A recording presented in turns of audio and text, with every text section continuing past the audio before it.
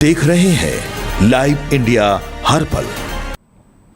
नमस्कार, आप देख रहे हैं लाइव इंडिया हर पल। मैं हूं आपके साथ रेखा मिश्रा। हिंदू धर्म में हनुमान जयंती का विशेष महत्व माना जाता है। यह पावन दिन भगवान हनुमान के जन्मोत्सव के रूप में पूरे देश में श्रद्धा और भक्ति के साथ मनाया जाता है। मान्यता है कि चैत्र मास की पूर्णिमा तिथि पर अंजनी पुत्र हनुमान का जन्म हुआ था और इसलिए इस दिन उनकी पूजा करने से विशेष फल प्राप्त होते हैं। हिंदू पंचांग के अनुसार इस साल चैत्र पूर्णिमा तिथि 1 अप्रैल 2026 की सुबह 7:06 शुरू हुई थी और इसका समापन 2 अप्रैल 2026 को सुबह 7:41 पर जो है वो होगा। यानी कि उदया तिथि के अनुसार हनुमान जयंती आज यानी 2 अप्रैल को मनाई जा रही है और इस खास मौके पर भक्त हनुमान जी की पूजा करके शक्ति, साहस और सफलता की कामना जो है वो कर रहे हैं। माना जा रहा है कि सही विधि और शुभ मुहूर्त में पूजा करने से जीवन की कई समस्याओं से छुटकारा मिल जाता है और ऐसे में हनुमान जयंती की अगर हम बात करें तो आज अंजनी पुत्र की पूजा करने की विधि और पूजा का शुभ मुहूर्त जो है उसके मुताबिक कई लोग पूजा कर रहे हैं। लेकिन अगर हम बात करें अलग अलग राज्यों की, तो अलग अलग राज्यों में भी हनुमान जयंती के मौके पर जो लोगों के अंदर श्रद्धा लिखी जा रही है, चाहे वो हिमाचल प्रदेश हो। हिमाचल प्रदेश सरकार में मंत्री विक्रमादित्य सिंह ने हनुमान जयंती के अवसर पर जाखू हनुमान मंदिर में पूजा अर्चना की।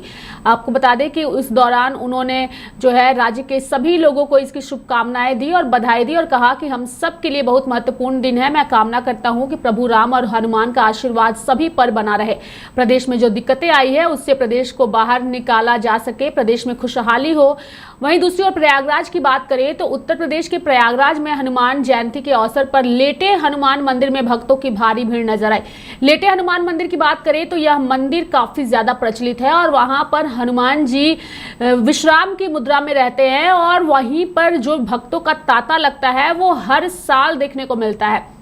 यानी कि कुंभ के दौरान भी हमने देखा कि कैसे लेटे हनुमान मंदिर में भक्तों का तांता लगता था और आज हनुमान जयंती के मौके पर लेटे हनुमान मंदिर में भक्तों की जो भीड़ है वह सुबह से ही देखी जा रही है। उसके साथ साथ दिल्ली की बात करें, उत्तराखंड की बात करें या भारत के अलग अलग राज्यों की बात करें, झारखंड की बात करें, बिहार की बात करें, सभी जगहों पर हनुमान जयंती के मौके पर उमंग और उत्साह नजर आ रहा है। भक्तों की भारी भीड़ सुबह से ही पूजा अर्चना के लिए मंदिरों में पहुंच रही है। भगवान की पूजा विधि विधान के साथ की जा रही है। छोटे हो, बड़े हो, बुजुर्ग हो, सभी हनुमान जयंती के मौके पर मंदिरों में पहुंचे हुए हैं। ऐसे में प्रशासन के ऊपर एक महत्वपूर्ण जिम्मेदारी आ जाती है सुरक्षा व्यवस्था की। तो सुरक्षा में कोई सेंधमारी ना हो, इसको लेके भी सुरक्षा के पुख्ता इंतजाम किए गए हैं। चाहे वो उत्तर प्रदेश के लेटे हनुमान मंदिर की बात करें तो उस जगह पर भीड़ को नियंत्रित करने के लिए पहले ही सुरक्षा में जो सुरक्षा अधिकारी है उन्हें बता दिया गया है, उन्हें हिदायत दे दी गई है कि सुरक्षा में कोई कमी ना हो। अगर हम उत्तराखंड की बात करें, हिमाचल प्रदेश की बात करें तो कुछ मंदिर ऐसे हैं जो कि काफी ज्यादा प्रचलित हैं और वहां पर आज के दिन पूजा करने के लिए भक्त पहुंच रहे हैं। तो उनकी सुरक्षा में कोई चूक ना हो, इसके लिए पुलिस जो है वो तत्पर नजर आ रही है। चूंकि अभी बिहार में कुछ दिनों पहले शीतला माता मंदिर में भगदड़ के दौरान कई लोगों की मौत हुई थी और ऐसे में बिहार की अगर हम बात करें तो आज हनुमान जयंती के मौके पर पटना के हनुमान मंदिर की बात करें तो उसकी मान्यता पूरे देश में फैली हुई है और पटना हनुमान मंदिर की खासियत वहां की कई सारी चीजें हैं और आज पटना हनुमान मंदिर में भी भक्तों का तांता है और वहां पर सुरक्षा के पुख्ता इंतजाम है। चूंकि बिहार के नालंदा में जो घटना घटी थी वो घटना पटना के हनुमान मंदिर में ना घटे, इसको लेकर के नीतीश सरकार पूरी तरीके से तत्पर है। अधिकारियों को कई सारे दिशा निर्देश दिए गए हैं और मंदिरों में भक्तों का तांता नजर आ रहा है। ये तस्वीरें जो इस वक्त हम आपको दिखा रहे हैं, ये तस्वीरें बता रही हैं कि श्रद्धा और उत्साह भारत में सनातन धर्म को मानने वाले लोगों के अंदर कितनी ज्यादा है और यही सनातन और आस्था जो है भक्तों को मंदिरों तक खींच कर ले जा रही है। वहीं हनुमान जयंती के मौके पर आम से लेकर खास और साथ ही सुरक्षा अधिकारियों ने अपनी अपनी प्रतिक्रिया व्यक्त की है। मैं सभी प्रदेशवासियों को आज के दिन बहुत बहुत शुभकामनाएं और बधाई देना चाहता हूं। ये हम सब के लिए बहुत महत्वपूर्ण दिन है और मैं यही कामना करूंगा कि प्रभु श्री राम का और हनुमान जी का आशीर्वाद पूरे प्रदेशवासियों पर हमेशा बना रहे और संकट मोचक के रूप में जो उनको देखा जाता है, सभी के संकट पूर्ण हो, सभी के संकट समाप्त हो और प्रदेश में जो दिक्कतें आई हैं, परेशानियां आई हैं, उससे प्रदेश को बाहर निकाला जा सके और प्रदेश के सभी लोग मजबूती से आगे बढ़े, प्रदेश में खुशहाली हो। यही मैं आज के दिन जो है वो कामना करता हूँ। अपने कैबिनेट कलीग और परिवार के साथ क्या उम्मीद करता हूँ कि आज का दिन सबके लिए अच्छा रहे और प्रदेश आगे बढ़े, प्रदेश तरक्की करे और हिमाचल प्रदेश एक बहुत ही सुंदर प्रदेश है जिसमें पूरे देश के लोग यहाँ पे आते हैं। टूरिज़्म पॉइंट ऑफ व्यू से बहुत महत्वपूर्ण है। तो जो पीछे इतना नुकसान प्रदेश में हुआ है पिछले साल, वैसा इस साल प्रदेश में ना हो और प्रदेश खुशहाली के राह पर आगे बढ़े, यही कामना करता हूँ। सबसे पहले तो सभी लोगों को बहुत बहुत बधाई, बहुत बहुत शुभकामनाएं हनुमान जी की जयंती पर। और स्वाभाविक रूप से श्रद्धा का भाव जिस प्रकार से हम देख रहे हैं, बड़ी संख्या में लोग यहाँ पर दर्शन करने के लिए, आशीर्वाद लेने के लिए यहाँ जाखू के ऐतिहासिक मंदिर में पहुँचे हैं। और मैं सबको बहुत बहुत शुभकामनाएं देता हूँ और हनुमान जी हम सबकी रक्षा करें, हम सबको शक्ति दे और प्रदेश को भी बल दे आगे बढ़ने के लिए, ऐसी मैं कामना करता हूँ। आज हिमाचल प्रदेश बजट सत्र का आखिरी दिन है, किस तरह से रहा, क्या उम्मीद करते हैं देश में? देखिए, बजट सत्र आज समापन की ओर बढ़ रहा है। आज समापन है।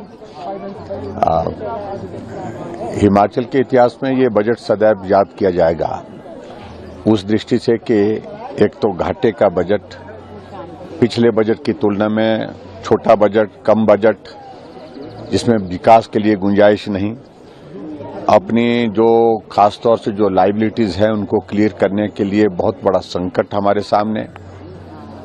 इस बजट में सैलरी डेफर करने के लिए ये भी पहली बार हिमाचल के इतिहास में, चाहे वो अधिकारी हैं, चाहे वो मंत्री हैं, विधायक हैं, कर्मचारी हैं, ये भी एक ऐतिहासिक उस दृष्टि से याद रहेगा कि कौन सा बजट था जब सैलरी को डेफर करने के लिए, विलंबित करने के लिए सरकार से आदेश हुआ।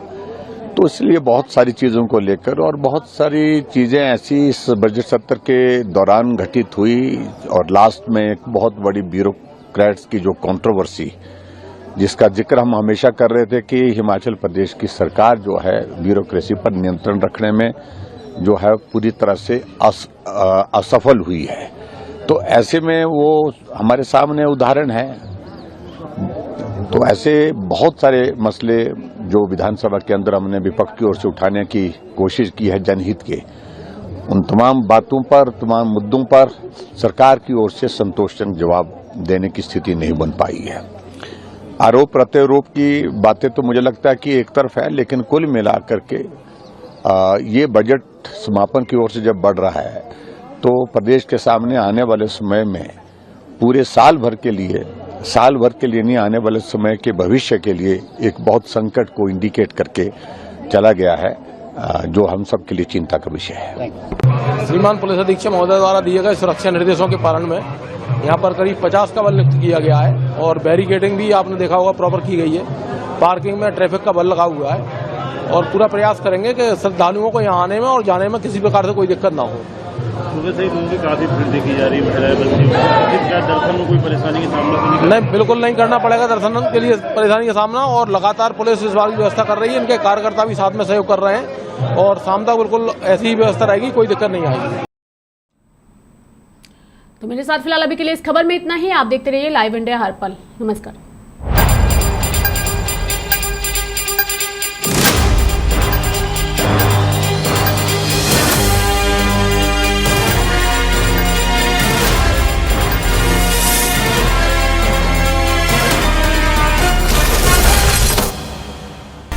आप देख रहे हैं लाइव इंडिया हर पल।